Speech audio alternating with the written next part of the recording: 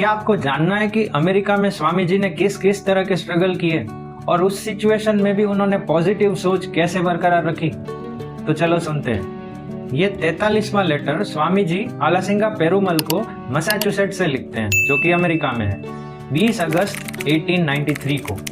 Swami ji 170 pound के notes और 9 pound के सिक्के लेके यहाँ से निकले थे, जिसमें से अब उनके पास सिर्फ 130 पाउंड बचे थे। वे कहते हैं, मेरा रोज का खर्च 1 पाउंड है। यहाँ सिर्फ एक सिगार का दाम भी 8 आने जितना हो जाता है, भारत के 8 आने जितना। अमेरिकी इतने अमीर हैं कि वे पैसा पानी की तरह बहाते हैं और जबरन कानून बनाकर हर चीज की कीमत इतनी ऊंची रखते हैं कि दुनिया का कोई भी देश उनके करीब नहीं पहुंच सकता। एक आम कूली भी यहाँ प्रतिदिन 9 से 10 रुपए कमाता है और उतना ही खर्च भी कर देता है।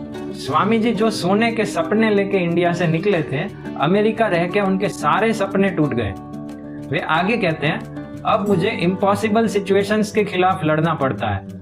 बहुत बार इच्छा हुई कि भारत लौट आऊं, परंतु मैं जिद्दी स्वभाव का हूं और मुझे भगवान का आदेश मिला है। अगर मुझे आगे का रास्ता नहीं दिखाई दे रहा तो कोई बात नहीं, लेकिन उनकी आंखें तो ये सब देख रही है। चाहे मरूं या जीऊं, अपने उद्देश्य को नहीं छोड़ूंगा। अभी मैं बोस्टन के पास एक गांव में एक बूढ़ी महिला के घर मेहमान बन के रह रहा हूँ। मेरी उनसे अचानक जान पहचान रेलवे ट्रेन में हो गई और उन्होंने मुझे यहाँ रहने के लिए इनवाइट किया। उनके साथ रहने में मुझे एक फायदा है, मेरे रोज का 1 पाउंड का खर्चा बच जाता है और उनको ये फायदा है कि अपने मित्रों को बुलाकर उन्हें भारत से आया हुआ एक अजीब जानवर दिखा सकती है। ये सब झेलना ही पड़ेगा। भूख, ठंड, मेरी विचित्र पोशाक के कारण लोगों का मजाक, इन्हीं सब से मुझे लड़ना पड़ता है रोज। लेकिन मेरे प्यारे बच्चे, महान श्रम के बिना कोई भी महान कार्य कभी भी नहीं हुआ।